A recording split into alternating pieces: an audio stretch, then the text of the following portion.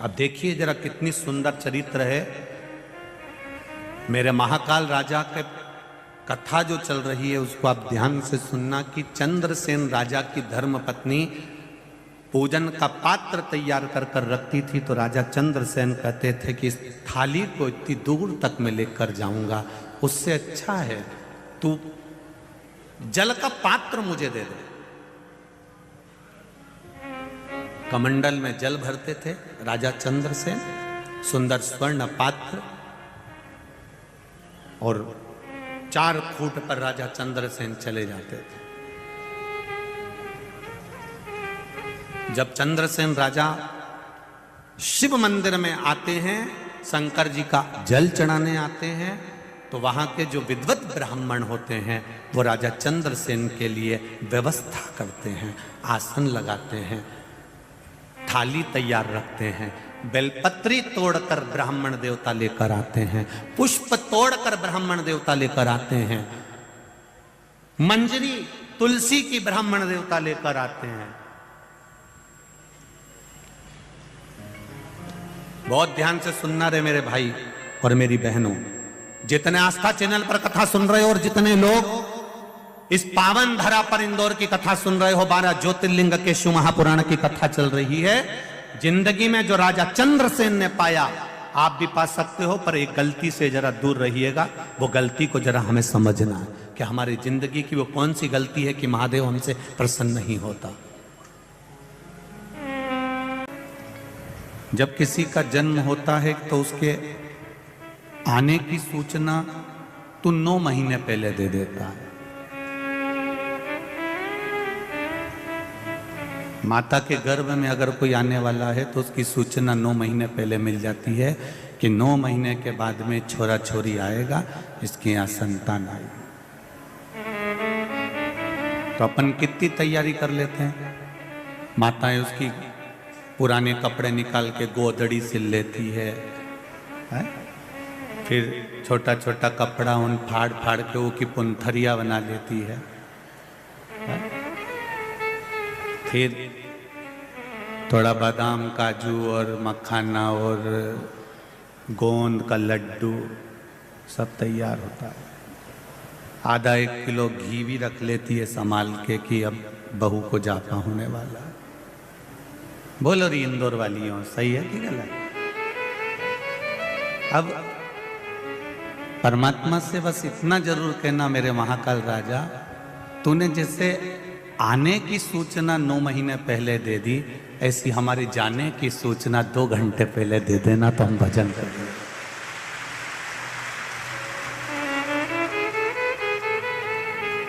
तू आने की सूचना 9 महीने पहले देता है, पर जाने की सूचना 1 क्षण भी नहीं देता। तो उससे लड़ाई इसी बात की है। अगर तू जाने की भी सूचना हमको दे देना कि हाँ तू 2 घंटे बाद मरेगा या 4 घंटे बाद मरेगा या 7 घंटे बाद। राजा परीक्षित को मालूम पड़ गया था कि 7वें दिन मरेगा।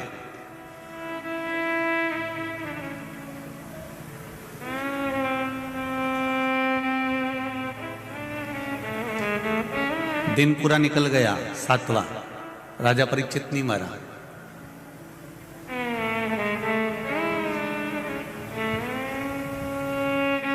बेटे ने कांच के महल में, जन्मेजय ने अपने पिता को कांच के महल में रख दिया, पर अंदर एक मक्खी भी, चींटी भी नहीं जा सकती थी। तब अनार का रस गिलास में भरकर जा रहा था, और उसके नीचे पहले जो गिलास चलते थे उसमें नीचे सी पेंदी होती थी, ऐसा कुछ लगा होता था, अंदर गहरा होता था। किसी किसी के यहाँ होंगे ऐसे गिलास पुराने जमाने के। आजकल तो गिलास एकदम प्लेन होता नीचे से, पर पहले जो गिलास होते थे उसमें पेंदी होती थी रखने की, अलग ही रखा जाता था। उस पेंदी में चिपक कर तक्षक नाग चले गए, और शाम होते होते होते होते अंत में उसके प्राण छूट गए।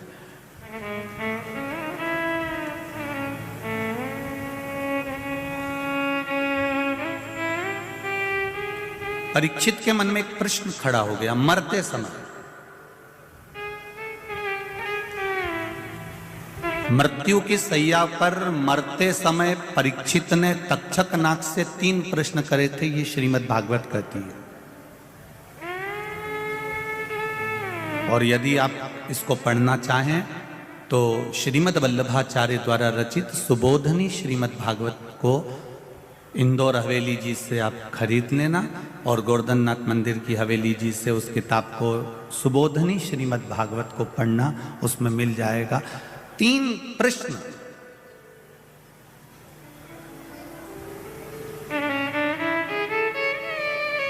तक्षक नाग और परीक्षित के बीच में हुए।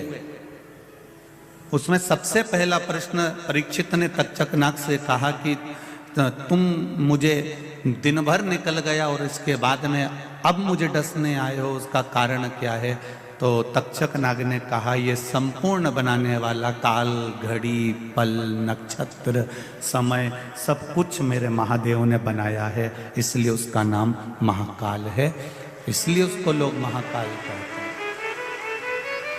काल उसने बनाया, नक्षत्र उसने बनाया, पल उसने बनाया, घड़ी उसने बनाई, तिथि उसने बनाई, वार उसने बनाया, दिन उसने बनाया, सब कुछ उसका बनाया हुआ है। तुझे श्राप मिला था कि 7वें दिन तू मरेगा, अगर मैं 7वां दिन लगते से ही तेरे पास आ जाता और तुझे मार देता तो उसमें श्रेष्ठता नहीं होती। फिर तो तू मेरा इंतजार करता कि तक्षक नाग आएगा और मुझे डसेगा। जब आस खत्म हो गई, शाम हो गई, अब तेरा मरने का चांस खत्म हो गया, तेरी बुद्धि में ये आ गया कि अब मैं मरने वाला नहीं हूं, तब मौत का समय लिखा गया। आप देखना, एक बार मरने वाला व्यक्ति जो हॉस्पिटल में पड़ा होगा, मरने वाला व्यक्ति एक बार अच्छा हो जाता है, अच्छा होगा एक बार, उसके बाद मरेगा। अर्थात दिया बुझने से पहले उसकी रोशनी तेज हो जाती है, प्रकाश तेज हो जाता है, तब वो बुझता है।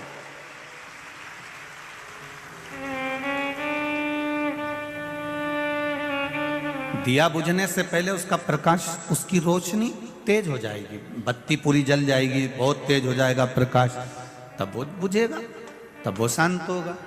उसी तरह जो मरने वाला होता है, एकदम पहले खिलखिला देना, बढ़िया हॉस्पिटल में पड़ा था, इतने दिन से सड़ रहा था, तकलीफ भोग रहा था, पड़ा हुआ था, और धीरे धीरे धीरे धीरे वो ठीक हो गया। ठीक हुआ, तुम्हें लगा कि अब पूरी तरह से ठीक हो गया, मालूम पड़े कोई एक आध इन्फेक्शन ऐसा फैल गया, प्राण छूट गए। अब हम लोग क्या करते हैं? डॉक्टर को दोष देते हैं। क्यों डॉक्टर साहब, आपने तो कहा था अच्छे हो गए, फिर ये मर कैसे गए? इसमें डॉक्टर का दोष नहीं है। दुनिया का ऐसा कोई डॉक्टर नहीं है जो मरीज को बचाना नहीं चाहता हो। डॉक्टर भी अपने घर से चलता है तो भगवान को हाथ जोड़कर चलता है कि सबको स्वस्थ रखना मेरे मालिक, वो भी हाथ जोड़कर जाता है। वो भी परमात्मा के सामने कहकर जाता है कि जब मैं क्लिनिक पर जाऊं, हॉस्पिटल में जाऊं तो ठीक हो जाए।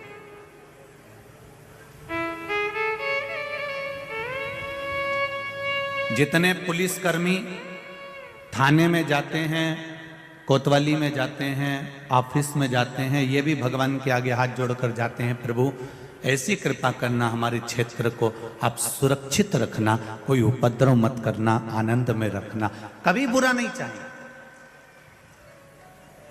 एक साधारण से साधारण व्यक्ति भी, आज संजय भैया शुक्ला जी अगर ये कथा करा रहे हैं, संजय भैया शुक्ला जी की मित्र मंडली कथा करा रही है, शुक्ला परिवार का आनंद हो रहा है, तो इनका भी लक्ष्य एक ही है, संजय जी शुक्ला जी का, कि मेरा जो क्षेत्र है उसमें कहीं ना कहीं भगवान शंकर की भक्ति होती रहे, अविरल आनंद होता रहे। सबकी सोच सर्वे भवन्तु सुखी।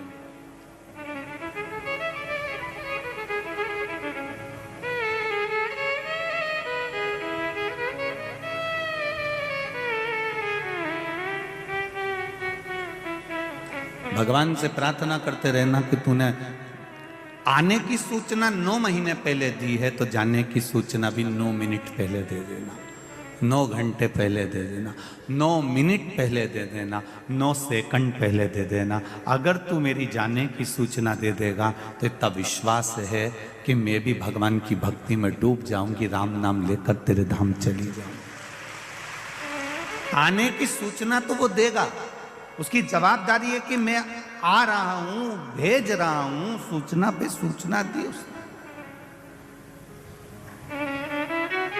पर जाने की सूचना ना तो आपको मिलने वाली है, ना सीहोर वाले महाराज को मिलने वाली है। ये सूचना नहीं मिलती।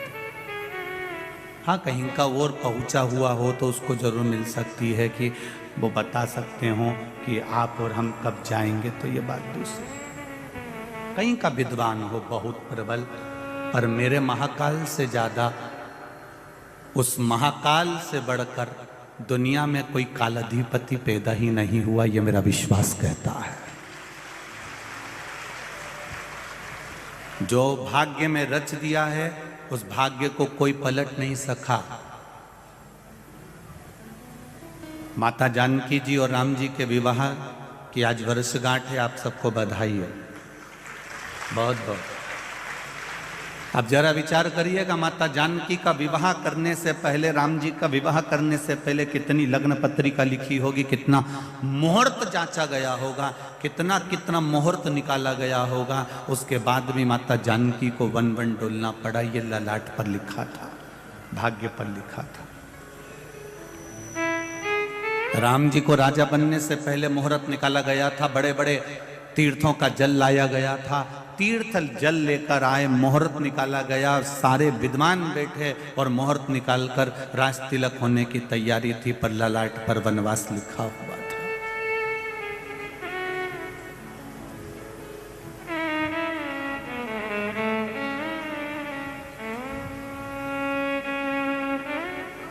भगवान कृष्ण स्वयं नारायण पृथ्वी पर जन्म ले रहे हैं, पर उनको रहने के लिए कारागार, कोठरी मिली थी। जरा विचार करिए।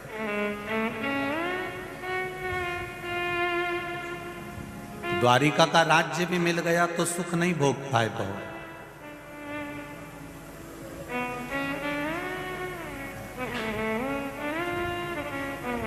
महाराज, ये मनुष्य जन्म, मरण और परण, जन्म भी मेरे परमात्मा के हाथ में है, मृत्यु मेरे परमात्मा के हाथ में है, और मंगल विवाह ये भी परमात्मा के हाथ में है। किसका कब होना है उसने लिख कर दे दिया, बस उसी घड़ी, उसी पल, उसी नक्षत्र में, उसी समय होगा, चाहे आप 7 ताले में बंद क्यों ना कर दिए।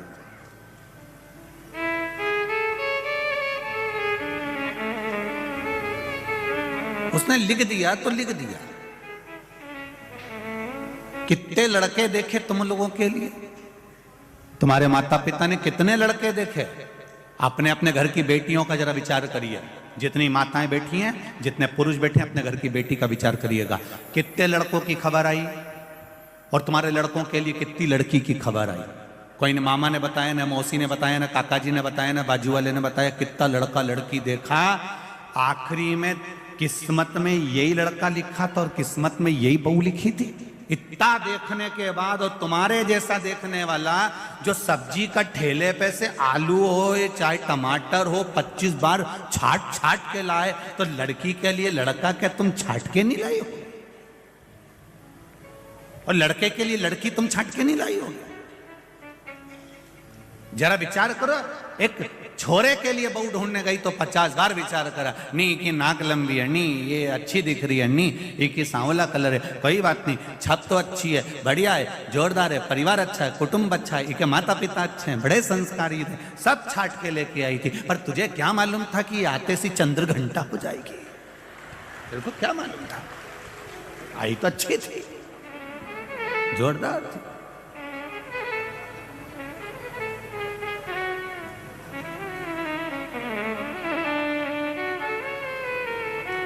अब सास को लग रहा है बहू बुरी है, बहू को लग रहा है सास बुरी है, बुरा कोई नहीं होता। जिंदगी में याद रखना, सास कभी बुरी नहीं होती। अगर बुरी होती तो अपनी रकम तोड़वा के तेरे को सोने की रकम नहीं दे देती। और एक बात मेरी माताओं से निवेदन है, बहू कभी बुरी नहीं होती। अगर बहू बुरी होती तो अपने पिता का राजसी ठाट छोड़कर तेरे घर में नहीं आती। ना सास बुरी है ना बहू बुरी है, बस जो समय का चक्र चल रहा है, ये थोड़ा सा चक्र जो चल रहा है ये बुरा है। अब शादी के 2-4 साल इस चक्र में फंसे हुए हो, एडजस्ट करने में थोड़ा सा समय लगेगा थोड़ा। इसलिए हमारे यहाँ अदालत में जब केस पहुंचता है तलाक का, तो एक अदालत अलग से बैठती है केवल समझाने के लिए कि ये समय का चक्र बेकार चल रहा है, इस चक्र को थोड़ा निकल जाने दो, थोड़ा बेकार समय निकल जाने दो। अगर ये बेकार समय निकल गया तो ये निश्चित है तू उसी घर में राज्य करेगी, तू आनंद में रह सकती है। पर वो समय कोई नहीं निकालना चाहता। गुस्सा आया थोड़ा समय निकाल दो, क्रोध आया थोड़ा समय निकाल दो, अगर मन में व्यभिचार आया थोड़ा सा समय निकाल दो, किसी की निंदा करने का समय आया तो निंदा का समय निकाल दो। आप ये समय थोड़ा सा छोड़ दो। किसी के लिए अपशब्द बोलने का समय आ रहा है, किसी की चुगली करने का समय आ रहा है, किसी को आड़ा टेढ़ा बोलने का मन कर रहा है, ये समय निकाल दो। ये समय तुमको कहीं ना कहीं बर्बाद कर कर छोड़ देगा। इस समय को अगर तुमने निकाल दिया तो बाकी का समय तुम्हारे हाथ में होगा और तुम्हारी जिंदगी प्रबल होगी। ये थोड़ा सा समय निकालना पड़ेगा।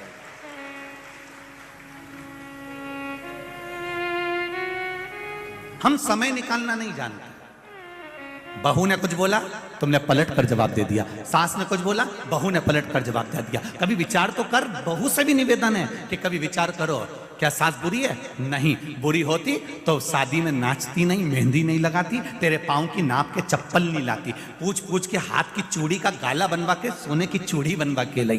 बेचारी खुद नहीं पहनी, ऐसी जोरदार जोरदार साड़ी तेरे को चढ़ाई, और डोकरी तो 1-2 साड़ी में अपनी जिंदगी निकाल दी। जरा विचार कर कि सास बुरी नहीं है और ना बहू बुरी है, केवल एक समय जो हमारे सामने चल रहा है, इस समय को थोड़ा सा निकाल दीजिए।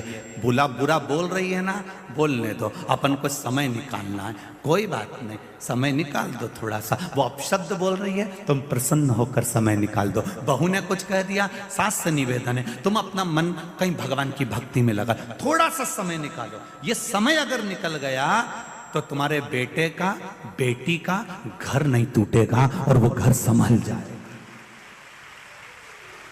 हम समय निकालना नहीं जानते। हम तो बस जरा सा किसी ने कहा तेरे को इतनी तकलीफ है, अभी रुक जा, तू रुक अभी आ। और दक्ष प्रजापति जैसे तैयार होकर सामने खड़े हो गए। श्राप दे दिया चंद्रदेव को, काया का रोग हो जाए तेरे को। अब दामाद को अगर काया का रोग हो गया तो भोगना किसको पड़ा? अरे बोलो तो री जीजियो, भोगना किसको पड़ा? बेटियों को। वो सारे सब दूर हाथ जोड़ती फिर रही, मेरा पति अच्छा कर दो, मेरा पति अच्छा कर दो, मेरा पति अच्छा कर दो। तुमने किसी के यहां जाकर कह दिया हम तो हमारी सास से परेशान हो गए, भगवान ऐसा कर दे मेरी सास को पलंग पे पटक दे, पटक दे मेरे भगवान मेरी सास को पलंग पे, इसका मुंह बंद कर दे। अब भगवान ने मुंह भी बंद कर दिया, पड़ी पलंग पे। अब खिला खाना, दलिया बना, जा गुड़ की थुली बना, लापसी बना। अब धीरे से उसको उठा के बिठा, फिर चम्मच से पिला, पिला, तू नहीं मांगा था।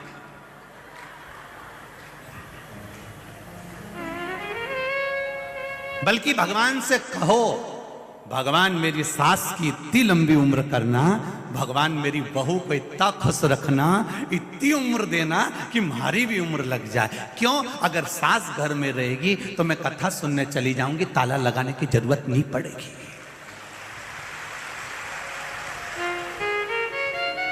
बहू घर में रहेगी तो मैं कथा सुनने चली जाऊंगी, ताला लगाने की जरूरत नहीं पड़ेगी। अगर घर में सास नहीं रहेगी और अकेली रह गई मैं, तो फिर क्या करोगे?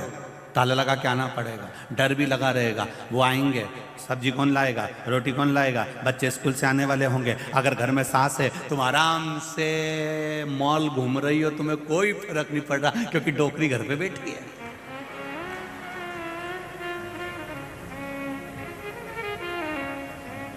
और डोकरी अगर मंदिर में बैठी है तो बहू घर पे बैठी है। सुख तो सोचो कितना सुख है हमारे जीवन में, और हम जरा सी बात में बस।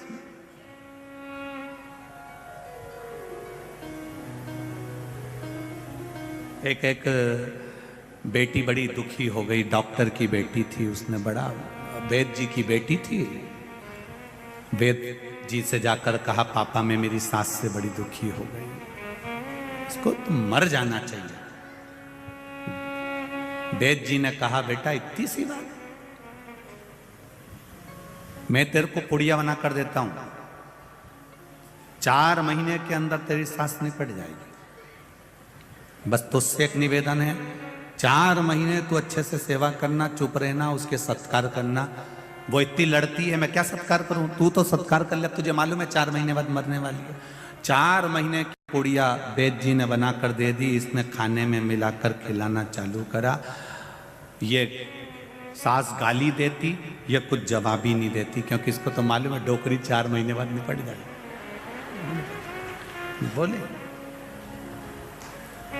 वो गाली देती रही, ये कुछ नहीं बोले। 15 दिन निकल गए। सास ने सोचा कि बहू जब से मायके से आई है सुधर गई है, इसके पापा ने समझा दिया होगा। जवाब नहीं देती है बिल्कुल। आज सास ने भी कह दिया, बेटा मेरे मायके में शादी है, तू भी चल, मैं तेरे को सामान दिला देती हूँ। बहू को ले गई मार्केट, साड़ी दिला दी, चूड़ी दिला दी, सामान दिला दिया।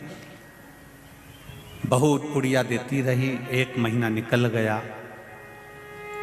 अब धीरे धीरे बहू के मन में भी सास के प्रति प्रेम जागृत हो गया। सास का बहू के प्रति प्रेम जागृत हो गया।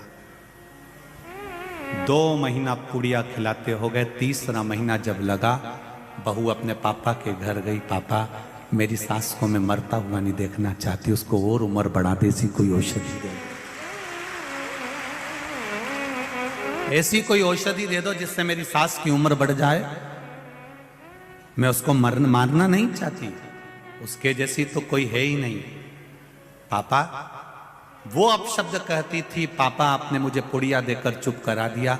मैंने चुप रहना सीख लिया तो मेरी सास खुद आशीर्वाद देना चालू कर दी। ये पुड़िया हमारे पास में होना चाहिए। ये पुड़िया कोई महाराज तुमको नहीं देगा, ये बेल भभूति की पुड़िया कि तुम्हारे घर में शांति हो जाए। शांति हमको अंदर से उत्पन्न करना पड़ेगी, भीतर से करना पड़ेगा। ना तो सियोर वाला महाराज देगा और ना कोई महाराज देगा तुमको कोई बेल भभूति, और ना हमारे पास में है। हम तो केवल जो पुड़िया है, ये शिव महापुराण है, ये कथा आप सुन रहे हो, आपको अच्छी लगे तो अपनी जिंदगी में एक बार प्रैक्टिकल कर कर देखना कि हमारा गलत समय हम निकाल दें, अच्छा समय जरूर आएगा, ये निश्चित है, आएगा जरूर। ये बड़ा गणपति पे लाल बत्ती हरी बत्ती लगी है, चौराहे पे बत्ती लाल होती है, गाड़ी रोक देते हैं, हरी होती है, निकल जाते हैं। उसी तरह जब बुरा समय आता है तो उस बुरे समय में थोड़ी देर रुक जाओ। लाल बत्ती आई है, थोड़ा रुक जाओ, थोड़ा ठहर जाओ, थोड़ा संभलो, गाड़ी को स्लो कर लो, खड़े रहो, इसमें हमारा हित होगा। और जैसे ही हरी बत्ती होगी, हरी बत्ती कब होती है? जब आगे की गाड़ियां सब चली जाती है, लाइन क्लियर हो जाती है, तब हरी बत्ती हो जाती है। दुख जब हट जाएगा, हरी बत्ती कर देगा भगवान और तुम आगे निकल जाओ। थोड़ा सा रुको, थोड़ा संभलो, थोड़ी अपनी जिंदगी को सार्थक बनाने का प्रयास करो। जो भगवान ने ललाट पर लिख कर दिया है उसको कोई टाल नहीं सका है। कई लोग कहते हैं इस हमारी दुकान के सामने इसकी दुकान खुल गई, जब से हमारी दुकान कम हो गई। नहीं नहीं नहीं, उसके भाग्य का उसको मिल रहा है, तेरे भाग्य का तेरे को मिलेगा। जो ललाट पर परमात्मा ने लिख दिया उसके भाग्य का कहीं नहीं गया। परम पूज्य वैकुंठवासी श्री राजेश्वरानंद जी महाराज अपनी भाषा में कहते थे, परमात्मा के खाते में जितना लिखा होता है मनुष्य उतना ही खाता है। कितना खाता है? जितना, जम के बोलो जरा, खाते में लिखा। और अगर वो ज्यादा खाता है तो फिर ऊपर जाता है। ये राजेश्वरानंद जी कह रहा है। वैकुंठवासी श्री राजेश्वरानंद जी ने अपनी वाणी में अपने रामचरितमानस के अंतर्गत वर्णन किया, खाते में लिखा है उतना ही खाएगा, और अगर ज्यादा खाता है तो सीधे खाते से ज्यादा कोई नहीं खा सकता। कोई कहता है इसने हमारा भाग्य काट लिया, कोई कहता है इसने हमारी रोजी रोटी छीन ली, कोई कहता है हमारा ये काम छीन लिया, कोई कहता है इसने हमारा ये काम छीन लिया। नहीं नहीं, संसार में कोई पैदा नहीं हुआ जो आपका कोई हक छीन ले। आपके हक का आप 7 ताले में भी बंद हो जाओ, आपको आपके हक का मिलेगा जरूर। भगवान ने पेड़ दिया है तो पोषण भी करेगा जरूर। उसके ऊपर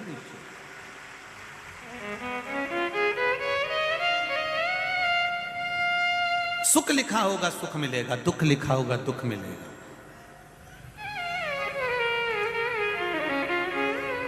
हमको तो इतना बड़ा कार्य मिल रहा था, हमको इतना बड़ा टेंडर मिल रहा था, दूसरे ने भांजी मार दी, वो टेंडर ले लिया, ले लेने जाना। उसने भाग्य में लिखा होगा तो इससे जोरदार मिलेगा। बस भरोसा मत तोड़ना, तो विश्वास मत छोड़ना, तो उस परमात्मा पर पूर्ण भरोसा कर कर रखना। और जब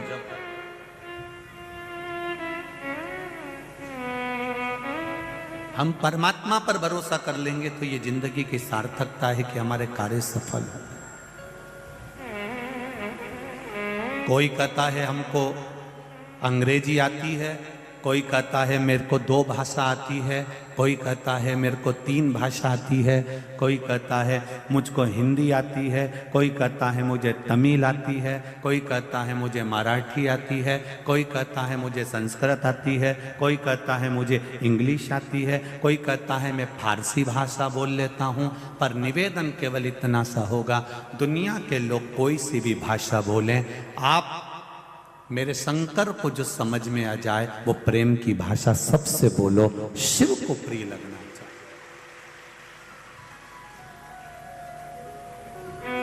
मेरे शिव को जो प्रिय लग जाए वो भाषा तुम्हारी होना चाहिए। मेरे महाकाल बाबा का जो प्रागट्य हुआ है उज्जैनी में, अवंतिकापुरी में, उस जगह पर कोई ना मंत्र पढ़ा गया था, ना कोई तप किया गया था, ना कोई साधना करी थी।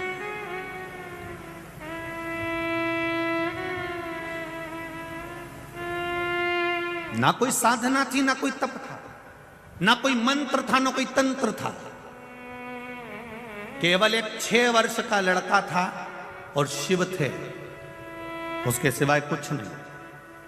और जैसे आपके घर के बच्चे सावन के महीने में छोटी सी झांकी बनाते हैं, बोलो बनाते कि बनाते? घर घर के गांव में तो छोटे छोटे बच्चे ऐसी वो डंडी तोड़ लाते हैं, ऊपर सब डंडा बांध बुना के उस पर पत्ता पत्ती डाल के नीचे मिट्टी घोल के शिवलिंग बना देते हैं, फिर उसमें छोटा सा बल्ब लगा देते हैं, फिर पत्ता पत्ती तोड़कर उसको सजा देते हैं। शिवरात्रि पर सावन के महीने में बच्चे बहुत झांकी बनाते हैं। अब लोगों ने वो तो ये नाटक और फिल्मों ने बच्चों को बर्बाद कर दिया, नहीं तो पहले गांव में छोटी छोटी झांकी शिवरात्रि पर और सावन महीने में तो खूब बनती थी। और बच्चों को ये भी नहीं मालूम पड़ता था कि ये जो बेशरम की डंडी है ये नल्ले के पास लगे, हम तो उससे भी भगवान की झांकी बना देते थे। जो भगवान को प्रिय भी नहीं, हमने तो फिर भी नहीं देखा कि भगवान को क्या प्रिय था, क्या प्रिय था। और जितनी जीजी ओन बैठी और जितना यहां जीजा ओन बैठा है, सब अंदाजा लगाकर बोलना, बचपन में तुमने भी तुम्हारे बाल्यकाल में भगवान कृष्ण के जन्मोत्सव की, राम उत्सव की और शंकर जी की खूब झांकियां बनाई होगी। नहीं बनाई होगी तो कहीं ना कहीं शंकर जी के मंदिर में जाके इतनी छोटी छोटी एक एक लोटा भर के अपना गांव की जीजियों के साथ में, छोटी छोटी पोरिया उनके साथ में, और सब एक साथ चली जाती और शंकर जी का मंदिर में लोटा भर के उंडेल के शंकर जी पे आ जाए। ये विश्वास, ये नाटकों ने, ये फिल्मों ने, ये कलाकारों ने सबको भगवान से दूर कर दिया था। लोग मंदिर जाना भूल गए थे, लोग भगवान के मंदिर में जाते ही नहीं थे, शिवालय तक नहीं जाते थे। नवयुवक बेटा बेटियों को शर्म आती थी मंदिर जाने में। पर शिव की कथा ने, शंकर की भक्ति ने फिर एक बार पकड़ लिया आपको और शिवालय तक लाकर फिर पकड़ लिया।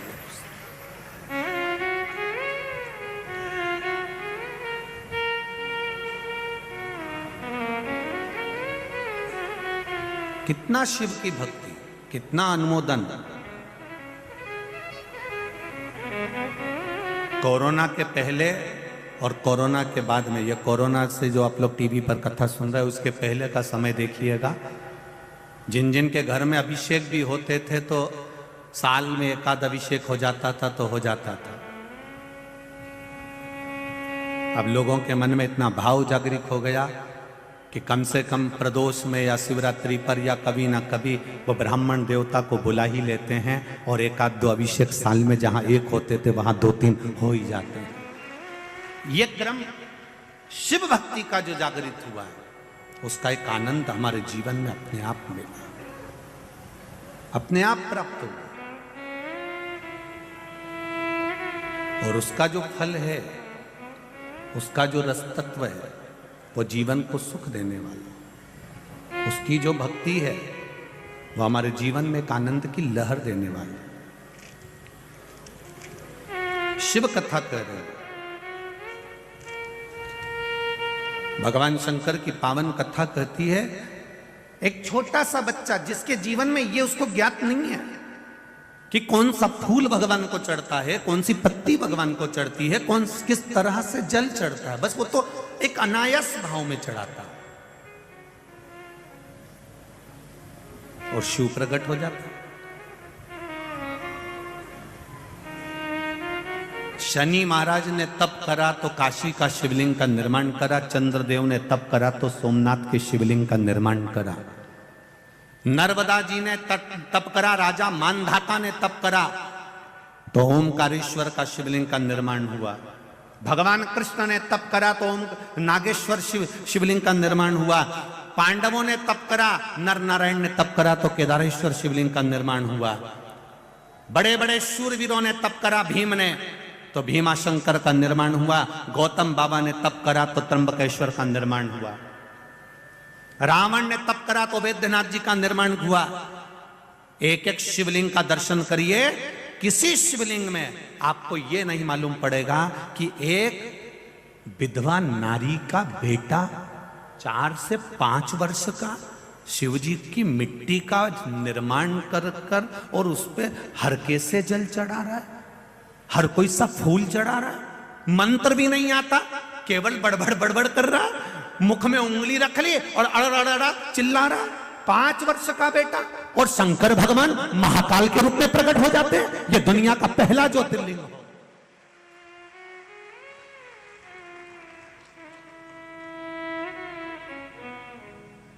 ये 12 ज्योतिर्लिंग में एक ज्योतिर्लिंग ऐसा है जो केवल तुम्हारा दिल देखता है, तुम्हारा मन देखता है, तुम्हारा चित्त देखता है, तुम्हारी वृत्ति देखता है।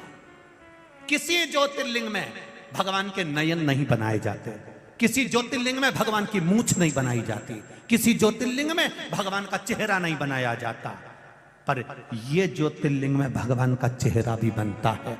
उसका कारण केवल इतना है, बच्चे को समझाएं तो समझाएं कैसे? बच्चे ने जो खिलौना देखा है ना, बच्चे को वही खिलौना चाहिए। और बच्चे को माँ ने जैसा समझाया था कि भगवान शंकर कैसे होते हैं, उनकी तो मूंछ होती है, उनके तो बड़े बड़े नेत्र होते हैं, उनके तो त्रिपुंड लगा होता है, उनकी तो तीसरी आंख होती है, उनके तो गले में रुद्राक्ष की माला होती है। शंकर भगवान पार्वती जी से बोले अब इसको समझाऊं कैसे? अगर मैं शिवलिंग बनकर प्रकट हो गया तो भी नहीं समझेगा, तो इसको रूप तो दिखाना पड़ेगा। तब राजा, उसी समय पर राजा चंद्रसेन ने उस समय भगवान का श्रृंगार का सुख पाया, और भगवान का जब विग्रह का श्रृंगार हुआ तब राजा का विग्रह, जो महाकाल राजा का श्रृंगार किया गया, तब बच्चे के मन को तृप्ति हुई कि मेरा महादेव ऐसा लगता है। उसने जो खिलौना देखा था वो उसको नजर आया, उसको दिखा।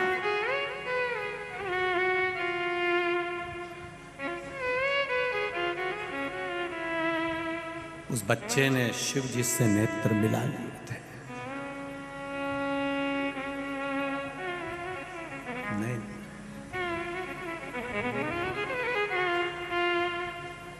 बचाई थी बहुत लेकिन हमारी लड़ गई अखियां।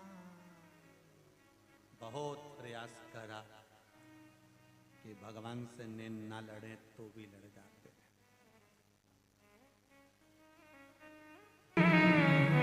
वेद प्रिय ब्राह्मण ने अपने पुत्र के बल पर 84 महादेव का आनंद पाया है।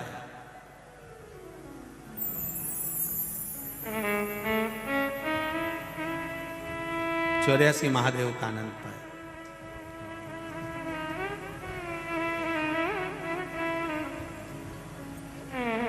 उज्जैनी के 4 खूंट पर 4 महादेव हैं। 84 महादेव में से 4 महादेव अवंतिका के 4 खूंट पर।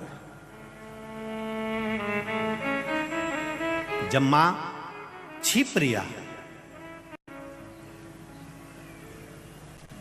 दूषण नाम का राक्षस जब भागा, बाहर निकलने लगा अवंतिका से, माता ने उसको खींच कर जल के वेग से इधर भेज दिया। शिव भागे उधर, भगवान शंकर ने उधर संहार करा तो गया इस खूंट पर इधर संहार करा।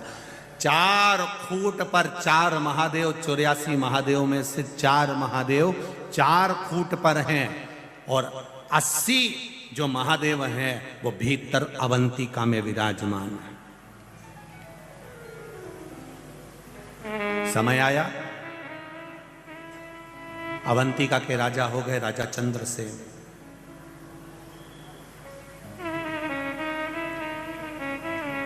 राजा चंद्रसेन ने नियम बना लिया,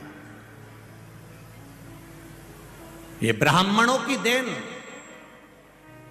ये अवंतिका में जो 84 महादेव हैं, ये ब्राह्मणों का सुख देने वाले, अपने बच्चों की जिसने बलियां दे दी हैं, अपने बच्चों को निछोड़ता हुआ जिन ब्राह्मणों ने देखा है,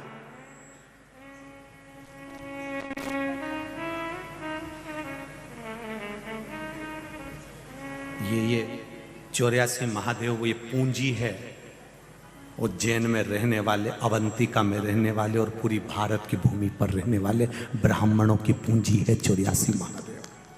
ये पूंजी है 84 महादेव।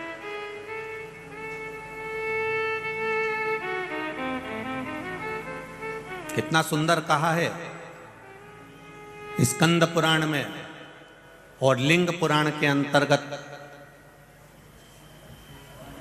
वर्णन करते हैं। अगर मान लो आपको उज्जैन पहुंचे और आपको थोड़ा जल्दी जाना है और आप 84 महादेव नहीं भी कर पाओ तो 4 खूंट के 4 महादेव का दर्शन कर लीजिए, 84 महादेव का सुख प्राप्त हो।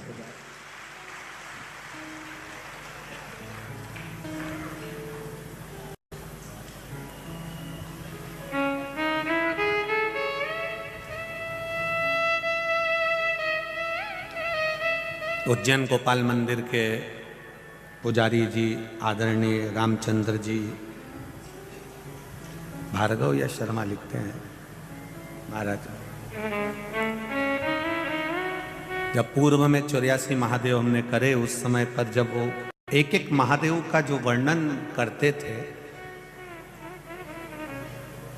पहले स्कंद पुराण में से, लिंग पुराण में से, फिर कहीं कहीं पद्म पुराण में से, हम भी निकाल कर उसका स्मरण करते थे, फिर वो सुनाते थे तो बड़ा मस्त सुनाते,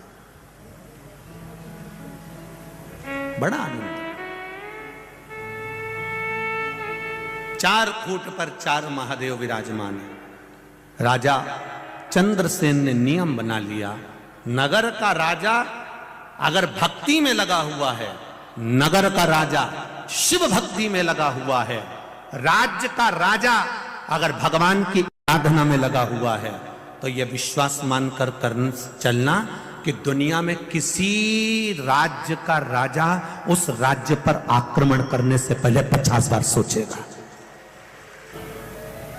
अगर एक राजा शिव भक्ति में लगा हुआ है, अगर एक राजा शंकर की भक्ति में लगा हुआ है, तो वहां आक्रमण करने से पहले, दुख आने से पहले 50 बार विचार।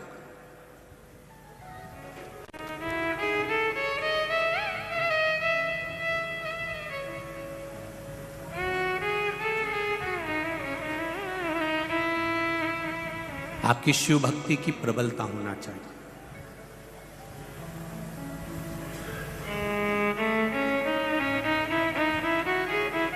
आप शंकर की आराधना में लगे हुए हो तो उसका फल आपको मिलेगा जरूर, ये निश्चितता है।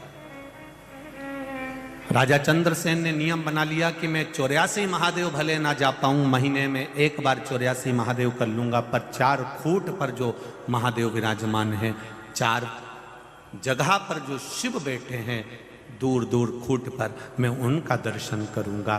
रथ में बैठ चंद्रसेन 4 खूंट का महादेव दर्शन करने नहीं जाता था। अब देखिए जरा कितनी सुंदर चरित्र है। मेरे महाकाल राजा के कथा जो चल रही है उसको आप ध्यान से सुनना कि चंद्रसेन राजा की धर्म पत्नी पूजन का पात्र तैयार कर कर रखती थी, तो राजा चंद्रसेन कहते थे कि इस थाली को इतनी दूर तक मैं लेकर जाऊंगा, उससे अच्छा है तू जल का पात्र मुझे दे दे। कमंडल में जल भरते थे राजा चंद्रसेन, सुंदर स्वर्ण पात्र, और 4 फुट पर राजा चंद्रसेन चले जाते थे। जब चंद्रसेन राजा शिव मंदिर में आते हैं, शंकर जी का जल चढ़ाने आते हैं, तो वहां के जो विद्वत ब्राह्मण होते हैं वो राजा चंद्रसेन के लिए व्यवस्था करते हैं, आसन लगाते हैं, थाली तैयार रखते हैं, बेलपत्री तोड़कर ब्राह्मण देवता लेकर आते हैं, पुष्प तोड़कर ब्राह्मण देवता लेकर आते हैं, मंजरी तुलसी की ब्राह्मण देवता लेकर आते हैं।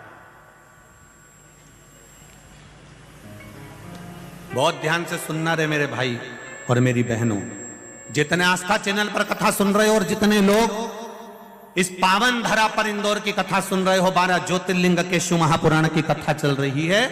जिंदगी में जो राजा चंद्रसेन ने पाया आप भी पा सकते हो, पर एक गलती से जरा दूर रहिएगा। वो गलती को जरा हमें समझना है कि हमारी जिंदगी की वो कौन सी गलती है कि महादेव हमसे प्रसन्न नहीं होता। जितने रोडों पर बैठे हैं वो भी सावधानी से सुने इस कथा को, दिल से सुनिए। चंद्रसेन राजा ने देखा कि मैं जाता हूं, पूजा की थाली लगी मिलती है, बेलपत्र टूटी मिलती है, पुष्प मिल जाता है, जल थाली सब तैयार मिलती है, आसन ब्राह्मण लगाता है, थाली ब्राह्मण लगाता है, मैं बैठकर पूजन करता हूं, ब्राह्मण को दक्षिणा अधिक भी देता हूं, सब कुछ करता हूं, पर इसमें एक गलती हो जाती है। मेरे वीआईपी पन के कारण जो बहुत घंटों से खड़े हुए हैं उनको धक्का देकर निकाल दिया जाता है। चंद्रसेन राजा के ये संवाद को अपनी जिंदगी में उतारिएगा। बहुत बड़े बड़े दानी हो आप लोग, बहुत बड़े बड़े धर्मात्मा हो आप लोग, बहुत वीआईपी भी हो आप लोग। मैं 1 लाख बेलपत्र शिव जी को चढ़ाती हूँ, मैं 1.25 लाख चढ़ाती हूँ सावन के महीने में, मैं इतना भंडारा चढ़ाती हूँ सावन के महीने में, मैंने ये कर दिया, मैंने वो कर दिया। तुम 1.25 लाख बेलपत्र चढ़ाओ चाहे 1 करोड़ बेलपत्र चढ़ाओ, तुम्हारी 1.25 लाख बेलपत्र चढ़ाने में अगर तुम्हें अहंकार आता है तो वो 1 बेलपत्र शिव की उठाकर शिव पर चढ़ाने वाला आगे निकल जाता है। शंकर को तुम्हारी 1.25 लाख बेलपत्र नहीं चाहिए। किसी पुराण में नहीं लिखा है शंकर भगवान की कि तुम 1.25 लाख बेलपत्र चढ़ाओ या 1 लाख बेलपत्र चढ़ाओ। शंकर भगवान की कथा कहती है 1 बेलपत्र भी मुझे अपना मानकर दिल से चढ़ाएगा तो तू मेरा हो जाएगा, मुझे ज्यादा नहीं चाहिए, अपने दिल से मुझे दे।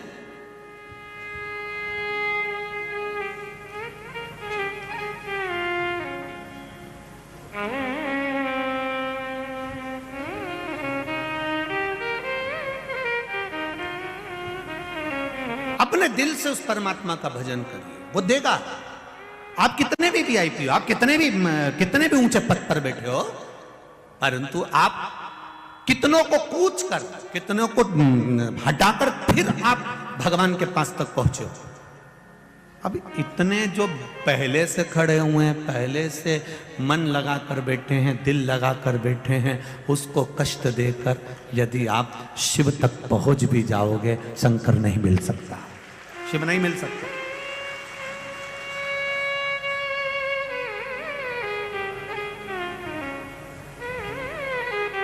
शिव नहीं मिलेगा। उसको पाने का तरीका बड़ा अड़भंगा है साहब। लोग कहते हैं सियोर वाला महाराज हर कुछ बांचता है, भले बाचूं, पर दिल से कहता हूं कि शिव ऐसे नहीं मिल सकता। शंकर को पाने का भी तरीका होता है, सीधा है वो, बहुत भोला है मेरा भोलेनाथ, उसके पास में दिखावा नहीं होता। राजा चंद्रसेन ने विचार कर लिया, ब्राह्मण के चरणों को नमन करा। ब्राह्मण देवताओं ने कहा राजन तुम हमसे रूठ गए? नहीं ब्राह्मण देवता, रूठा नहीं हूं, आप हमारे प्रिय हो, आप हमारे लिए श्रेष्ठ हो, बस इतना सा निवेदन है। भेंट भी दूंगा, सब कुछ करूंगा, पर मंदिर के अंदर प्रवेश नहीं करूंगा। ब्राह्मणों की आंखों से आंसू बहने लगे। हमारा नगर का राजा और मंदिर के बाहर से चले जाए, मंदिर के बाहर से? ब्राह्मणों ने कहा नगर का राजा ऐसा करेगा तो अच्छा नहीं लगेगा महाराज, लोग हम पर हंसेंगे, क्या कहेंगे? नहीं नहीं, आप ऐसा न करिए। नहीं ब्राह्मण देवता, आप मुझसे पूजन डेली पर करवाना। कहां करवाना? जम के बोलो जरा। डेली पर पूजन करवाना। दुनिया में ब्राह्मण से बढ़कर कोई कृपालु और दयालु नहीं हो सकता। उस ब्राह्मण ने कह दिया गजब के राजा हो, देहली की पूजन कर रहे हो, यहां पर पूजन करोगे तो क्या मिलेगा? ब्राह्मणों जब राजा से कहते हैं राजन आप मन में क्षुब्धता मत लाना कि देहली पर पूजन करने से कुछ नहीं मिलता, हम ब्राह्मण सन्यासी तपस्वी हमारी शिव आराधना का फल देते हैं। दरवाजे पर भी देहली पर भी अगर आपने पूजन करी है तो हमने जो शिव अर्चना का फल पाया है, मात्र देहली पर प्रणाम करने से ब्राह्मण जो अंदर बैठकर शंकर जी की आराधना करता है, ब्राह्मण जो अंदर बैठकर महामृत्युंजय पाठ करता है, ब्राह्मण जो अंदर बैठकर संकल्प लेता है, ब्राह्मण जो अंदर बैठकर पूजन करता है, मात्र शिव मंदिर की देहली पर माथा रख देने से ब्राह्मण का सारा पुण्य उसके खाते में आ जाता है। जो उसने अंदर भजन करा है, जो उसने पुण्य कमाया है, ब्राह्मण अपना पुण्य देता है। इसलिए गो ब्राह्मण ये दोनों का एक क्रम है। गाय अपने बच्चे के दूध भगवान उसको देता है तो अपने बछड़े के लिए देता है। गाय को दूध बछड़े के लिए दिया जाता है, पर बछड़े को तो पास में बांधा जाता है, गाय का दूध निचोड़ लिया जाता है। गाय खड़ी रहती है तो भी खुश होती है, मेरा बछड़ा नहीं पिए पर मेरी संतान तो पी रही है, गाय उसमें खुश है। ब्राह्मण उसमें खुश है कि दरवाजे तक आया तो है, द्वार तक पहुंचा तो है, देहली तक आया तो है। जो राजा चंद्रसेन ने देहली की पूजन चालू करी, दरवाजे की पूजन चालू करी, वो पूजन आज तक चल रही है।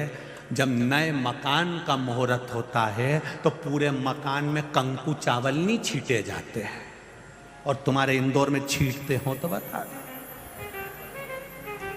जब नए मकान का मुहूर्त होता है, नई दुकान का मुहूर्त होता है, नए महल का मुहूर्त होता है, उस जगह पर दीवालों की पूजन नहीं होती, बिल्डिंग की पूजन नहीं होती, केवल एक पूजन होती है। मां कलश लेकर दरवाजे के अंदर जब जाती है तब द्वार की पूजन होती है। ये राजा चंद्रसेन ने दिया,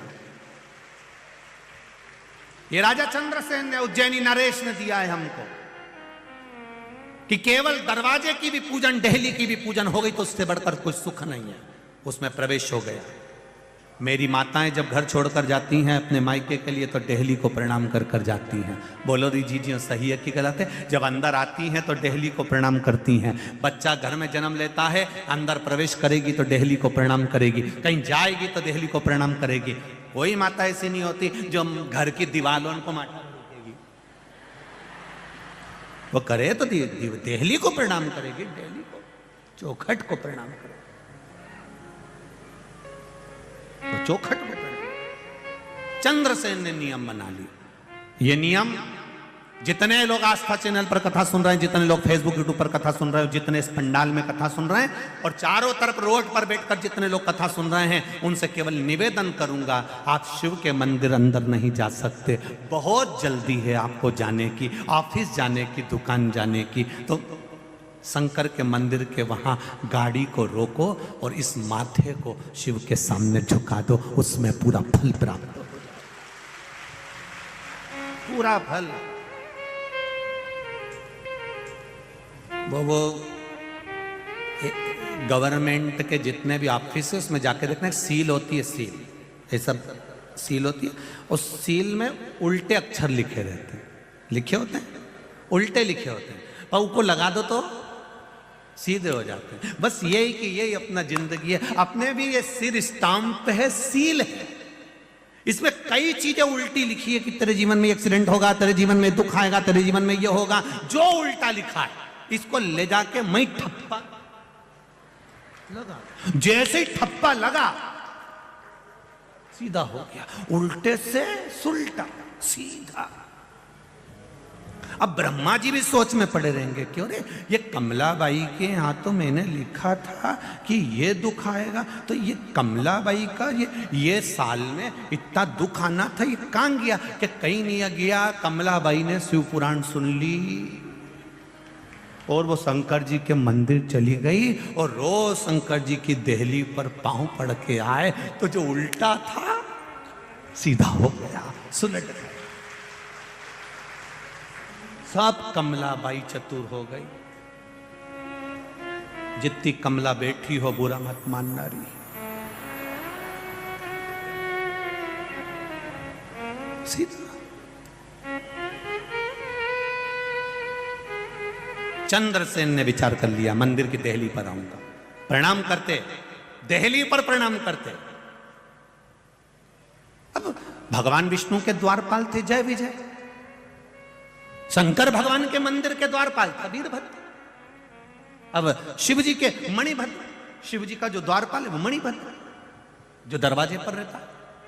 अब मणिभद्र दरवाजे पर बैठा हुआ था और एक दिन मणिभद्र दरवाजे पर बैठा था, पांव थोड़े से मणिभद्र खड़ा हुआ था, थोड़ा देर के लिए मणिभद्र शिव की आज्ञा से वहां बैठा हुआ था। उसी जगह पर मणिभद्र जहां द्वार पर, देहली पर, दरवाजे पर मणिभद्र का पहरा होता है शिव के दरवाजे पर, तो वहां मणिभद्र बैठा था और इतने में इसने सिर झुका दिया। सिर झुकाया, इसको मालूम ही नहीं था कि यह मणिभद्र है, शंकर जी का कोई द्वारपाल है। अब द्वारपाल कोई दिखता तो था नहीं, तो उनको लगा कि यहां तो शिव बैठे, यहां शिव।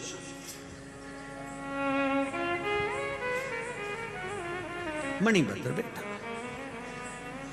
अब मणिभद्र जब बैठा हुआ था, मणिभद्र जब विराजमान था, तो मणिभद्र जैसे ही दरवाजे पर बैठे थे और इसने सिर को झुकाया, मस्तक को जगाया, मस्तक को जैसे झुकाया, मणिभद्र को लगा गजब का राजा है।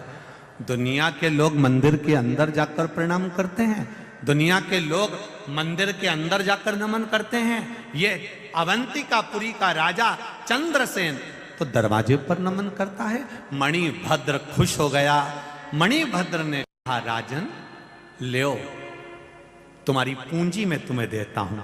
मणिभद्र ने अपने कंठे से निकालकर एक मणि राजा चंद्रसेन को दे दी। ये मणि तेरी जिंदगी का सारा सुख प्रदान कर देगी, तुझे कहीं नहीं जाना। ध्यान दो जरा कथा पर। केवल दरवाजे पर धोख लगाने पर, प्रणाम करने पर राजा चंद्रसेन को एक मणि ऐसी मिल जाती है जो मणि राजा चंद्रसेन अपने पास में रख लेता है। वो मणि का सुख राजा चंद्रसेन को मिल जाता है। आसपास के सारे राज्यों में खबर हो गई, राजा चंद्रसेन के पास एक ऐसी मणि है जो मणि सोना उगलती है, धन देती है, वैभव देती है, सत्ता देती है, प्रतिष्ठा देती है।